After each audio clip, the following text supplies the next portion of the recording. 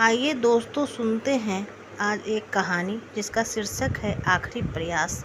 एक समय की बात है, एक राज्य में एक प्रतापी राजा राज्य करता था। एक दिन उसके दरबार में एक विदेशी आगंतुक आया और उसने राजा को एक सुंदर पत्थर उपहार स्वरूप प्रदान किया। राजा वह पत्थर देख बहुत प्रसन्न हुआ। उसने उस पत्थर से भगवान विष्णु की प्रतिमा का निर्माण कर उसे राज्य के मंदिर में स्थापित करने का निर्णय लिया और प्रतिमा निर्माण का कार्य राज्य के महामंत्री को सौंप दिया।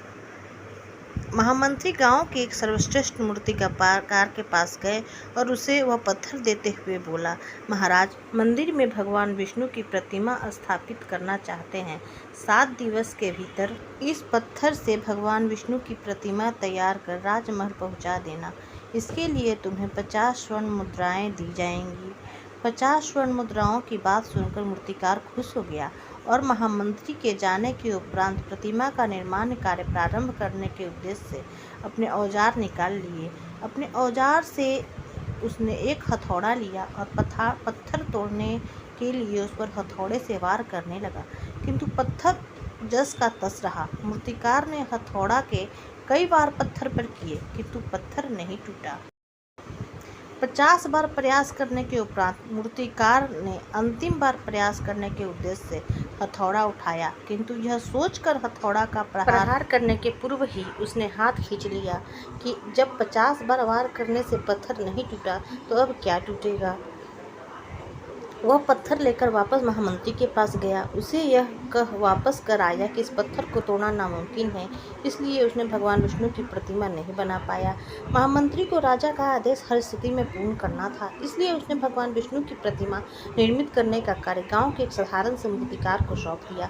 पत्थर लेकर मूर्तिकार ने महामंत्री के सामने ही उस पर हथौड़े से प्रहार किया और वह पत्थर एक ही बार में टूट गया। पत्थर टूटने के बाद मूर्तिकार प्रतिमा बनाने में जुट गया। इधर महामंत्री सोचने लगा कि काश पहले मूर्तिकार ने एक अंतिम प्रयास और किया होता तो सफल हो गया होता और 50 स्वर्ण मुद्राओं का हकदार बनता। इन कहानी से हमें कुछ सीख मिलती है। मित्रों, हम भी अपने जीवन में ऐसी परिस्थितियों से दो चार होते रहते हैं। कई बार किसी कार्य को करने के पूर्व या किसी समस्या के सामने आने पर उसका निराकरण करने के पूर्व ही हमारा आत्मविश्वास डगमगा जाता है और हम प्रयास किए बिना ही हार मान लेते हैं। कई बार हम 1-2 प्रयास में असफलता मिलने पर आगे प्रयास करना छोड़ देते हैं, जबकि हो सकता है कि अगले प्रयास में कार्य पूर्ण हो जाता या समस्या का समाधान हो जाता। यदि जीवन में सफलता प्राप्त करनी है तो बार बार असफल होने पर भी तब तक प्रयास करना नहीं छोड़ना चाहिए जब तक सफलता नहीं मिल जाती। क्या पता जिस प्रयास को करने के पूर्व हम हाथ खींच ले वही हमारा अंतिम प्रयास हो और उसमें हमें कामयाबी प्राप्त हो जाए। आपको वीडियो अच्छी लगी हो तो शेयर और